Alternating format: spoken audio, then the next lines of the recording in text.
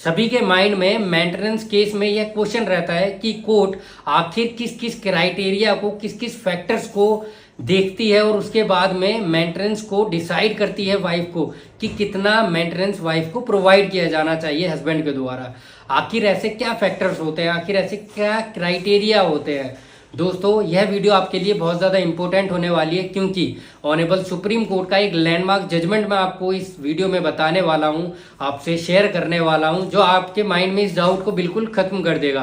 दोस्तों, मैं एडवोकेट अनुज कुमार, आप देख रहे हैं मेरे साथ टॉप IQ लॉयर चैनल, जो आपको आपके कानूनों से, आपके अधिकारों से आपको जागरूक कराता है। दोस्तों, ऑनेबल सुप्रीम कोर्ट ने 2020 में एक लैंडमार्क जजमेंट दी थी। इस जजमेंट का नाम है Rajneesh versus Neha and another. इस जजमेंट में ऑनेबल सुप्रीम कोर्ट ने मेंटेनेंस के जो फैक्टर्स होते हैं, मेंटेनेंस को अमाउंट करने के जो क्राइटेरिया होते हैं, उसको डिसाइड किया था। उसकी गाइडलाइंस दी गई थी कि आखिर कोर्ट को क्या क्या क्राइटेरिया, क्या क्या फैक्टर्स को देखने होते हैं। So Honorable Supreme Court laid down several factors for calculating the maintenance amount in favor of wife. So Honorable Supreme Court decided or laid down several factors for calculating the maintenance amount. यदि factors की बात की जाए तो पहला factor जो honourable courts देखती है मेंटेनेंस को कैलकुलेट करने के लिए, वह फैक्टर है दोनों पार्टीज के स्टेटस को देखना, सोशली भी और फाइनेंशियली भी। और मेंटेनेंस को डिसाइड करने के लिए दूसरा फैक्टर कोर्ट देखती है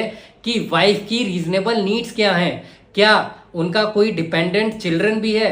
तो इन चीजों को ऑनेबल कोर्ट दूसरे फैक्टर में देखती है। तीसरे फैक्टर की यदि बात की जाए तो तीसरे फैक्टर्स में देखा जाता है कि वाइफ शादी के बाद में मैट्रिमोनियल होम में किस तरीके की लिविंग स्टैंडर्ड को मेंटेन कर रही थी, किस तरीके की लाइफ को सोशली फाइनेंशियली वह व्यतीत कर रही थी। अगर चौथे फैक्टर की बात की जाए तो ऑनेबल कोर्ट देखता है दोनों पार्टीज के स्टेटस ऑफ फाइनेंस को, यानी कि दोनों पार्टीज जॉब से या एम्प्लॉयमेंट से क्या इनकम अराइज कर रहे हैं, क्या इनकम वह पा रहे हैं। यदि पांचवें फैक्टर की बात की जाए तो ऑनेबल कोर्ट देखती है दोनों पार्टीज के क्वालिफिकेशन स्टेटस को, यानी कि दोनों पार्टीज का एजुकेशन बैकग्राउंड क्या है। यदि छठे फैक्टर की बात की जाए तो उसमें कोर्ट यह देखती है कि क्या किसी पार्टी ने फैमिली रिस्पॉन्सिबिलिटीज के लिए अपने एम्प्लॉयमेंट को, अपनी इनकम को, अपनी जॉब को सेक्रीफाइस किया है। तो उस स्टेटस को छठे फैक्टर में ऑनेबल कोर्ट देखती है। और यदि बात की जाए नेक्स्ट फैक्टर की, सेवन फैक्टर की, तो उसमें ऑनेबल कोर्ट देखती है कि नॉन वर्किंग वाइफ के द्वारा जो मेंटेनेंस केस फाइल किया गया है वह लिटिगेशन कॉस्ट कितनी है। यदि लास्ट फैक्टर की बात की जाए, एट्थ फैक्टर की,